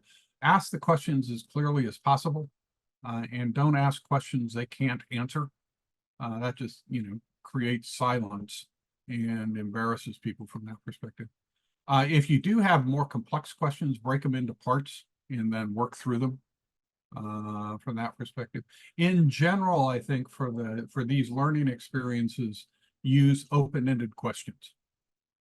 Okay, I think that's the key thing is, it's not in a sort of classic sort of interviewer technique. If you ask a closed-ended question, how'd you do at school today to young Johnny? And Johnny says, fine. As opposed to say, well, Johnny, how'd you tell me about how your day went? What was going on? More open-ended, and you'll get more response. And so that's a big, that's I think a major consideration with regard to being effective in this way. It helps to record things on flip charts when people say them. That's where you can work with a partner to do that if you're not comfortable both managing the conversation and recording at the same time. But because it both acknowledges what they said, which, then they, encourages more people to say stuff. And it helps them, if you didn't get it right, they can redirect you. If you put it up wrong, if you didn't record it the way they really said it. Resist the temptation to answer your own question. That can be huge. Mostly done because you don't give them enough time to answer it themselves. And that's the next item on that list. Is in general, if you ask a question, use the 10-second rule. And if you ask a question, just allow silence for a moment. And particularly Western, professionals and business people, they'll fill that silence almost as quick as they can. You don't have to wait very long. Just somebody will say something. But if you don't tolerate that silence for more than a beat or two, you'll answer your own question. Oh, well, nobody's answered. And once you do that 2 or 3 times, you'll send a message to everybody that you actually don't want their responses. You're just using it as a rhetorical device. And so then they'll stop, which is not what you want to do. Okay, Charlotte, you had a question. Thanks. I did. It's about the open questions and asking questions. Have you ever gotten a response to a very open question that is so like off topic from where you want to go, and like how to constructively redirect that without alienating or reducing participation? Any suggestions there? Yeah, I mean, that actually happens on a regular basis. And that's where you use, I mentioned in the upfront ground rules side, the bin list idea or parking lot. That's what you got it for. Is, wow, that is a great question. And honestly, I don't know necessarily what the answer is, but I will note that's really not probably what we're talking about here. So what I want to do, this is, I'm going to put it up on the bin list here. And by putting it on the bin list, you're acknowledging that it's a great and important question, so they feel heard. But also then you set it aside so you don't have to deal with it right now. And that'll come up a lot, say in something like strategic planning or other things like that. People have these great ideas. So you bin list it. Now, the thing that you do have to do if you bin listed stuff, at the end of the session or at the end of the hour, or at some point, you have to go to the bin list or the parking lot, and you have to say, okay, so we got these 2 or 3 items that came up during our session. Now, we're obviously not going to deal with them today, but who should, if we referred those questions out to somebody, who might be able to field that question for you? And then, oh, well, that's XCOM. And that one's the marketing director, and that one's, you want to not just having put them up on the bin list, but at the end of the session, take a little bit of time to deal with that bin list.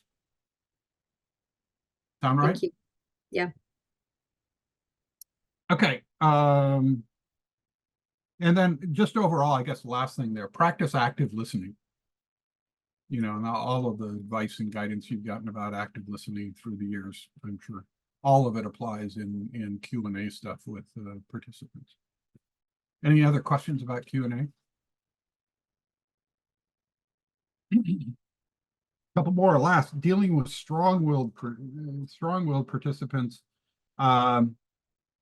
one, I think you first diagnose it early, realize who you got.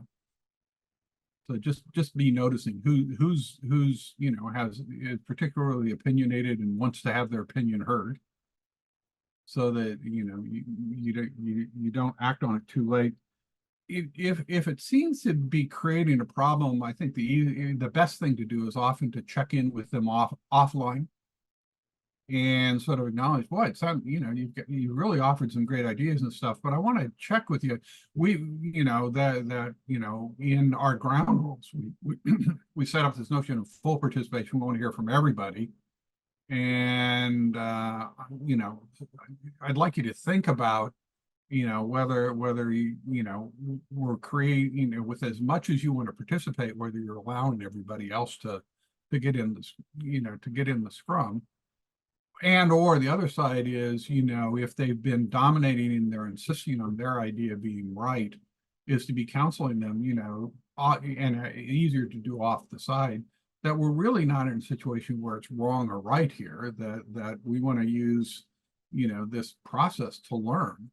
And that let's try and understand, what's behind these differences and what we can learn from them, not just make a decision about who's wrong or right. So there's just some coaching that you can do off to the side, and reminding them about your ground rules that you had put together in terms of listening and acknowledging and participation. And then the other thing that you can do, not off to the side, but actively during the session, is to resist the temptation to call on them. And so if you ask a question and then there's, people that are there, you're just having to be very disciplined about, yeah, they've got their hand up, but I want to look for other people. And, that's okay. When you do it, they may be, I don't know, they may be wondering how come they didn't call on them. But in general, the rest of the people are going to appreciate that you're wanting to hear from others. And that's the other thing you can do is, if they did offer their strong opinion, you can acknowledge that that's only one opinion. Say, well, that's very interesting, Frank. And I see what you're getting at there, but I wonder if other people have a different sense of this, or have other perspectives that they might have about this topic that we have. So that sort of acknowledge, but then open it up for others to have other, different ideas, to make it safe for them to put those on the table, can be a very helpful technique. So those are some of my thoughts about that. Anything else from your own experiences about that one? Or questions about it? I just typed in, I've experienced Kyle using that technique on me, so it's very effective. Mike, you're not in that category. I was thinking the same thing, Mike. It's like, oh, now I know what Kyle's doing to me. Okay, so that's strong-willed persistence. The other one is dealing with disagreement. And where when you're in a group and suddenly there's significant disagreement. First thing is, I think you can acknowledge it, in terms of, wow, looks like we've really got sort of two camps here. Or two different perspectives about this that are that are looking at. So acknowledge it.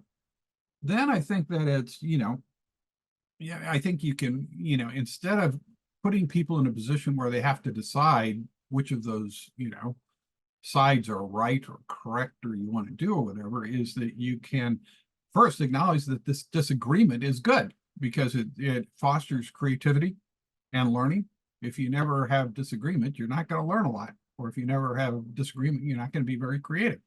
So this is a good thing. So let's acknowledge that. It's how we handle the disagreement that can be either good or bad. We can handle it constructively and see what we can learn from it, or we can, get into sort of two people at loggerheads where we don't, where it's destructive. So let's think about how we can handle this disagreement in a way. And here I think you can, then resort to sort of the classic sort of pros and cons. Okay, so let's look at this. What are the pros and cons of Sally's position here?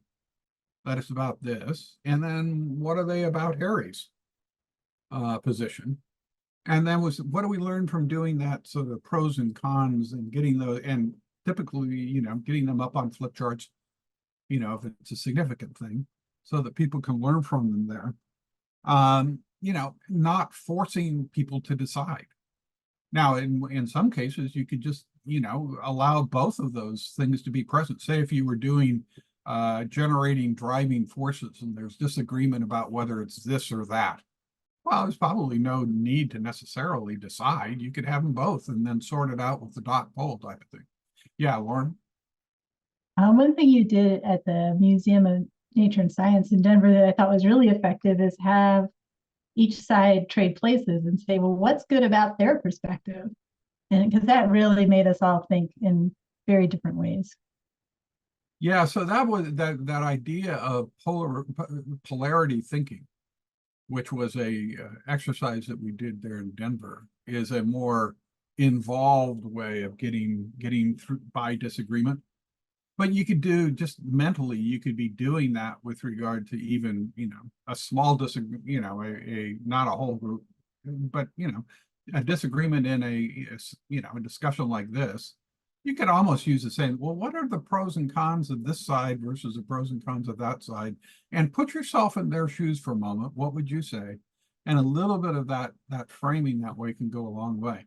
Now, I would note, if you want some counsel, if this is, if you want to learn about this and you have, this idea of handling disagreement gracefully and constructively, the two best, sources from my perspective are still one, Getting to Yes, which is the classic sort of negotiating book, but its philosophy of handling disagreement to get to yes is so sound, out of the Harvard Negotiating Project with Fisher and Urey.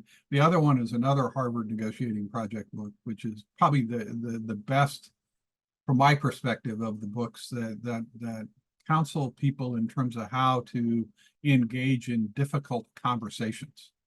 Now, it's framed around difficult conversations between you and another party, but the truth is, if you read this book, its advice and guidance are completely applicable to how a facilitator could handle disagreement in a group setting like we're talking about. So those are both, this topic is so vast and, is one of the higher arts. It actually, in my experience, hasn't happened that often for me that I've had really profound disagreement between people in settings or around scenario planning. I think it may happen in strategic planning more often because the stakes are higher, or you're trying to make a decision. Certainly it happens, I think more often maybe in a boardroom setting, something like that. But if you are trying to learn about it, I'd recommend those as two books that I've found useful over the years. Thoughts or questions about that one?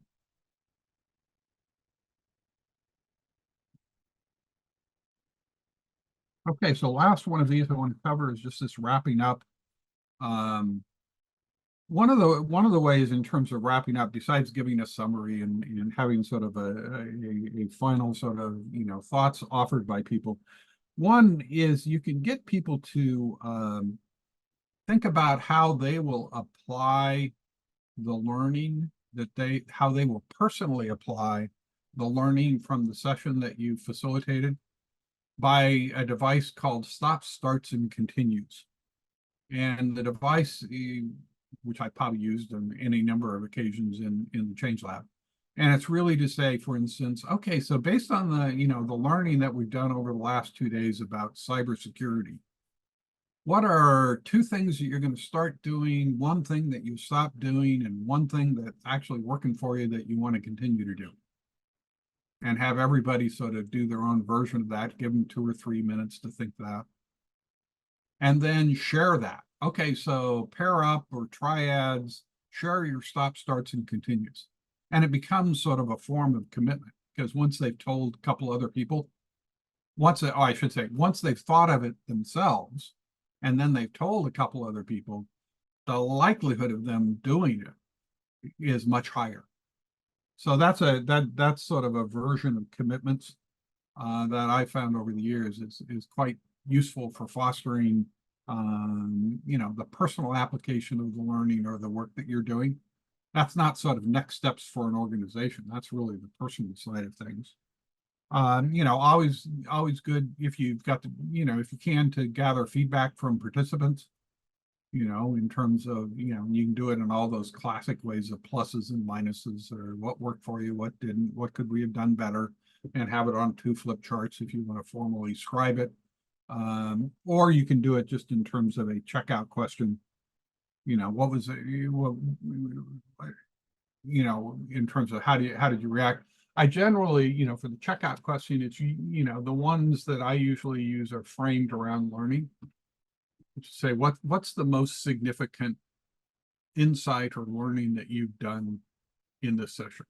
What really stood out for you or has made a difference for you? And again, you're not trying to do next steps for the organization or whatever. You're just trying to get them to personally acknowledge learning, which is a major aspect of scenario planning and these learning experiences.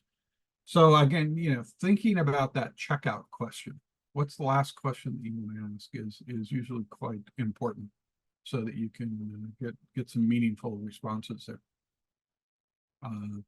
Be careful about just asking them, well, how'd we do? Or, those will be, and you can say, well, how are you feeling, as we wrap up the session? That's okay, but you need to make sure that you also caveat by saying, and I'm not talking about being tired or whatever. I understand you may be, we've been working hard for 2 days, but how are you feeling about the work that we've done? So try and get them to reflect about, was this meaningful for them? Did it get them excited or leave them depressed or whatever? So having a good checkout question can be important. Hey, Kyle. Oh, yeah. When is it that you begin to think about using the dialogue that we oftentimes do in Boulder? It probably doesn't fit the scenario planning process roadmap, except if you want to, it could. If you've got the time for it, you could fit it into, say, after the scenarios have been explored and you've done your answers to your prompts, say if you're using it to evaluate strategy, you could then say, okay, so let's sit back for a moment. Let's move into dialogue where we're not trying to have an answer about anything, as much as we're just trying to explore, what we've been learning. And by going through this scenario, using scenarios to evaluate our strategy. And so then, Charlie, you'd have to think, what's the question that you want to ask? So you could, something like, what do we think we've learned about our ability to, what do you think we've learned about our ability to be strategically agile by engaging in this process? What do you think we've learned? Recognize there's not a wrong or right to that. It's, oh, what have we learned? Now we're going to approach it, and then you've got to lay out those dialogue rules and other things like that. But you could use that as sort of a, after you've gone through most of the process, a way of people sort of processing everything and thinking about that. Does that make sense? Yes, perfectly. Thank you. Okay. All right. So those are the, other thoughts, comments about these facilitation techniques or things that you're curious about or would like advice on?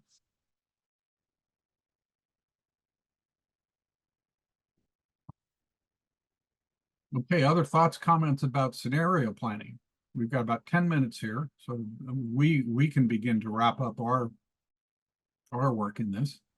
Hey, Kyle, I had one question back to my homework. Yeah. And my question was, what if we stop short of actually constructing the scenario? Maybe you'd answer that when you showed your screen where the questions you had up and you had like 4 different scenarios. But what do you mean by stopping short? Well, I was thinking about having people do signals of change, future forces, critical uncertainties, just to get the brains working and thinking about things, but not actually constructing the scenarios and then evaluating them.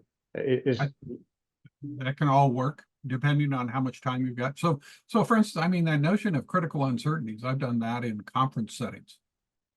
Where, Oh, like in, you know, 45 if I've minutes. got 45 minutes, that, you know, we'll start with saying, you know, so we'll explore some of the critical uncertainties, the big challenges that are facing us in the future. Can't predict the future, but what, you know, if you had to, you know, if you had to think about what are the most significant critical uncertainties facing the engineering community, I'm doing this for an ACEC audience, in the next 10 years, what would they be? And then you give them a couple minutes, 2 or 3 minutes to individually think about that. And you say, okay, so what I'd like you to do now is share your list with the 2 people sitting next to you. So we're going to work in triads for a moment. Share what you think of the critical uncertainties. And after you share, then I'd like you to pick out two items from your list that really stand out to the 3 of you. And so you give them 6 to 8 minutes to do that. Then you say, okay, so let's report these out now. And I want a round robin around each of the triads. Tell me one of your critical uncertainties. And so then now we've got a list and we're a half hour into the process. Then I say, okay, so here's what I'm doing. If you know, here's this critical uncertainty. If it went this way, what would be the impact of that on engineering in the US? And I want to, and or if it went this way, what would be the impact? So this half of the group in your triads, the 6 triads on this side of the room, I want you to take if it went this way. And the 6 triads on this side, I want you to take if it went that way. And spend 10 minutes talking about what would be the impact or what could we do about that. Okay, then let's report that out. And what have we learned by doing that? And then as a closing question, and then you've got your 50-minute session sort of, which I will almost guarantee will be very engaging.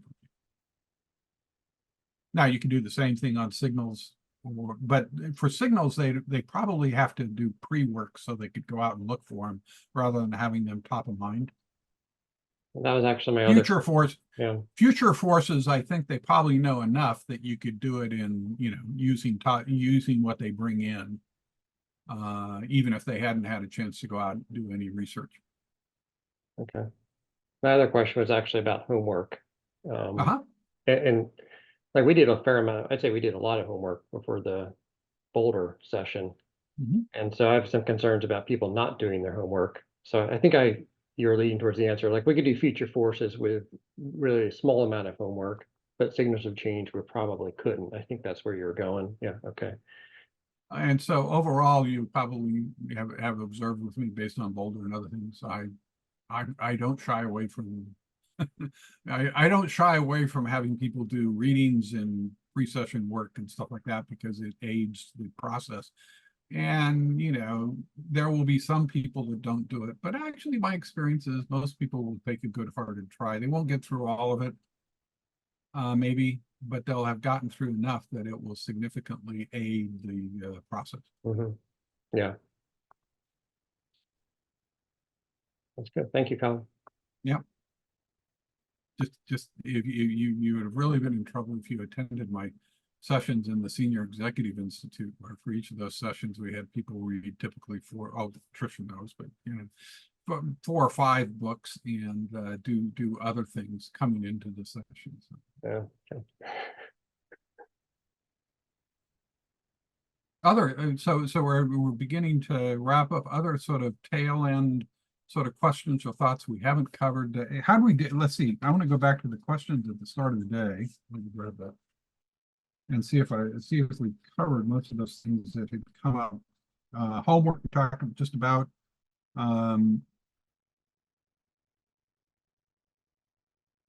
Lauren, it was struggling in the research stage. What was that? What was that notion? Yeah, I wasn't in on the roadmap, I think it was. You know, it has a research thing, and I wasn't quite sure what that entails. So the research, you know, in the roadmap typically that I would use would be a steep analysis. type of thing, because that's a nice structured way of going out and doing research. But on the other hand, for Boulder, what I did was say, well, you know, if we don't do steep, and we gave that as an option, a quicker version was the devices that McGonigal provided in terms of the way she asked people to think about signals of change and future forces. And so if you recall, I actually wrote up a little assignment that people had to do about both of those things to bring into the session. And to do those assignments, they actually had to do some research. So Okay, that was so it's not, sorry, it's not necessarily research that the facilitator's doing ahead of time to prepare research that the participants are doing it's before the research session. you're asking the participants to do. Okay, Now, on the other hand, as I mentioned at the start of, you know, Right. a little bit ago, you probably got to pre-work all that yourself, just so that you have some sense of right. or expectations about what they might be bringing into the room. Okay, so it kind of ties into homework. Yes, Okay. it's pre-session homework type of thing. And let's see, Trisha, yours was about commitments for the full thing. Can you do quick versions? Have we gotten there? Yes, giving me lots of good ideas for that. Okay. Charlie, your question was about, you know, the range of ages. It depends on your objectives. You know, I think that, you know, depending on the question that you're asking, your objectives, you know, it might be something that just the board can handle. But if you're going to more, you know, thinking about how do you build the strategic agility of the entire organization, if you're trying to foster, you know, engagement and commitment by, you know, younger people in the firm to the firm by sending them the message that their voice is important. Scenario planning is a great way to involve young people as well as the elders and to involve them together, thinking together with those ground rules. So, you know, I've often used it where it's quite a wide range of ages and experience levels. Yeah, I have a better sense of that after today. Thank you. Okay. Let's see, Elena, have we got the abbreviated session question that you had raised? Yeah, and I think doing this surprises exercise will help with getting people on board and thinking creatively and also participating. So I think that's a good suggestion. Okay, and let's see, Charlotte, it was about homework. Mine was just about like the practical application for small group, and yeah, I think I got lots of good ideas and helping to change my mindset for what I needed to do as opposed to what I can do. Okay. And Jana, I actually don't have a catalog of success, you know, of real, you know, I can only give you a testimonial at over 30 years, you know, this is process, or 25 years. You know, I think it's made, you know, the work that I've done with organizations made a meaningful difference. I think you know, like the ASCE work, it's made a meaningful difference. I actually, one of the, you know, 15 years ago, I was doing strategic planning work with my one non-AE client, which actually turned out to be the Toronto Airport Authority. We did scenario planning for them that was actually a really good for their board, actually, at the time. And that turned out to be very powerful in terms of them thinking about how they, you know, they had just finished up the construction of the international terminal, which had been a 15-year process, and they were shifting from building things to operating things. So it was a major sort of, you know, just that major sort of, you know, change in their world, and the world was changing out there. From that perspective, this is, you know, let us say 15 plus years ago. And so using scenario planning was really, really an effective way of helping them think about how do they make this a very big adjustment in their organization. Again, recognizing they couldn't predict where the future was going to go. Yeah, and for me, I guess I'm wondering, how much should we go into any session with a predetermined idea of success? I think it's always good to ask yourself, well, what constitutes success in the situation for you personally as a facilitator, for us as a group or whatever, but maybe not to get too hung up on that or Yes. too attached to that I, idea. and you did mention the word measure. Is I don't think there's anything here you can measure particularly. So yeah, this there's no firm metric. Oh, I use scenario planning. We did X in terms of some firm metric. I don't know. Okay. I think mostly it did allow your strategy to be more robust and better, or whatever it was that you were trying to. Did you achieve your objective, whatever your objective was? I think I just wanted to hear that out of the mouths of people in the engineering community that, oh, we can't necessarily measure it. Like Yep. that helps validate some of it. So we're coming up, we've obviously lost a couple people here as I came up to our end of the session. Any closing comments from all of you about how this has gone for you?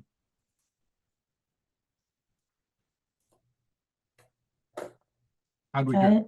I think it's been great, Kyle. I really appreciate it. Wish I had that earlier in my career. Charlie, how are we doing? How'd we do? Yeah, very good. I'm ready to go into action. All right.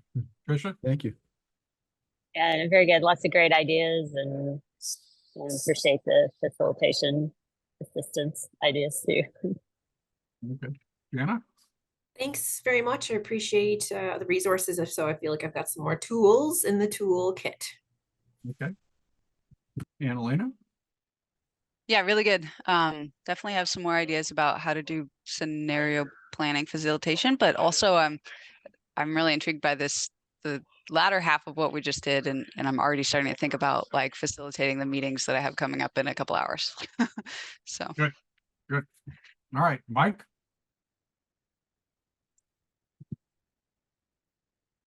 Just thanks for the behind the scenes look, Kyle, at and the emphasis on planning.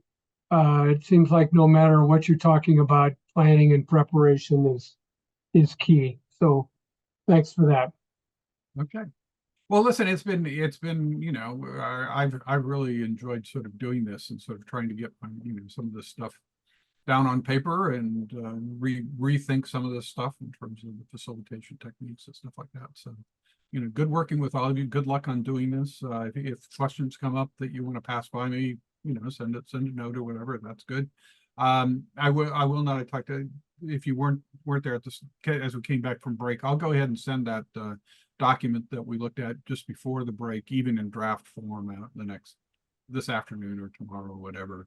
Then as Mike and I do a more polished version that goes on the website, so that can follow up, but you'll have something shortly about that, if that will be useful to you. Okay, well, listen. Thank you, Carl. Take care, all.